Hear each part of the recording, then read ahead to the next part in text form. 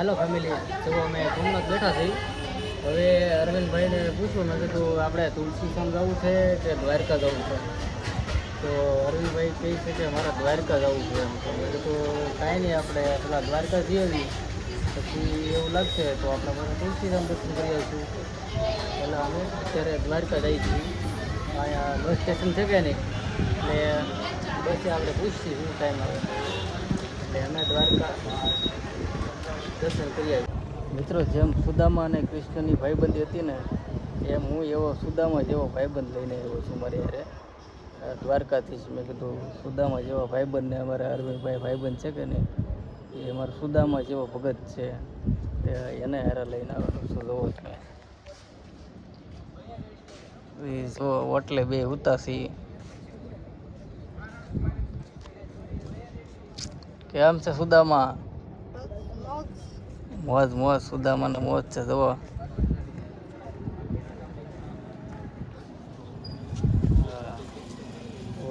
તમને એમ થતું છે કે આ આટા મારે જુઓ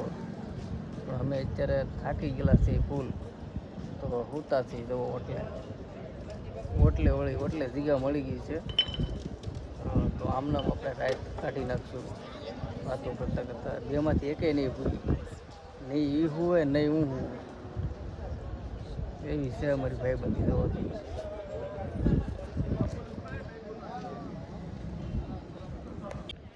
મિત્રો બેઠા બેઠા અમે જો રાત કાઢી છીએ કે ક્યારે સવાર થાય અને દ્વારકાધીશના દર્શન થાય હા જુઓ તમે હું અરવિંદભાઈ બે જુઓ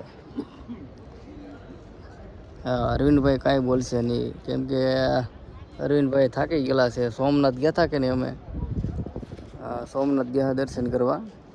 મહાદેવે પછી ત્યાંથી 3:30નો ટાઈમ હતો તો અમે 8 વાગ્યા અહીંયા પહોંચી ગયા કદીશ એટલે હોટલમાં પહેલાં તો જમવા ગયા એટલે 9 વાગી ગયા પછી મેં કીધું આપણે કંઈક સવારમાં દર્શન કરવા જશું દ્વારકાધીશના મંદિરમાં અત્યારે આપણે રહેવાની વ્યવસ્થા કરવી તો છે ને એમ આવા ધોવાનું બધું થશે તો રૂમના ભાડા બહુ મોંઘા પડ્યા છે 2500-3000 કહેતા હતા તો મેં કીધું આપણે ધીરજને કાઢી રહીએ હા દ્વારકાધીશ આપણે હારે જ છે મેં કીધું હા તમે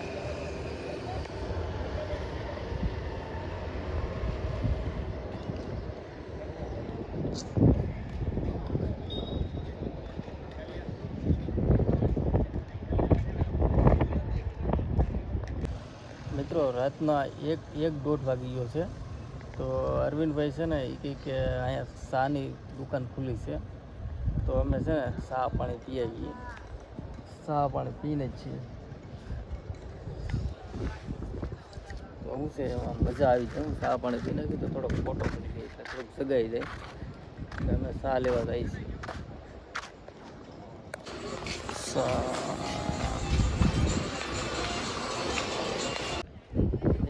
બેઠા અમે જો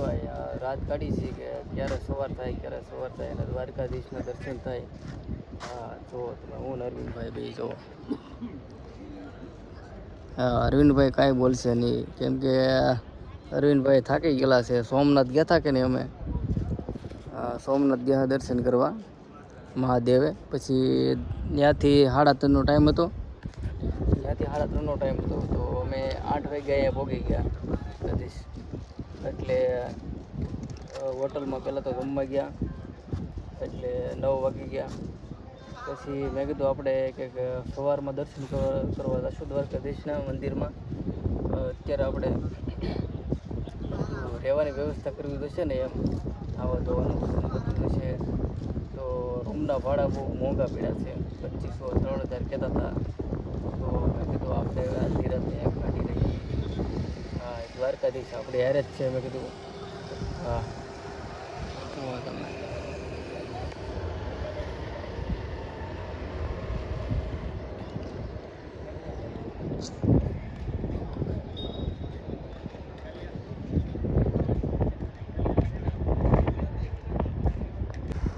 હાલો હું લઈને વી આવ્યો છું અરુણભાઈ હાટું જુઓ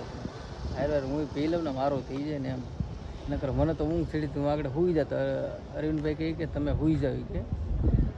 મેં કીધું ના ના હું હુઈ નહીં, તમે વાતો કરાવજો એમ. પછી એને સારું યાદ ચડી ગયું. હવે થોડીક બેની ઊંઘ ઉડી જાય એટલે હવે 6 વાગી જશે તો સારી એવો શું.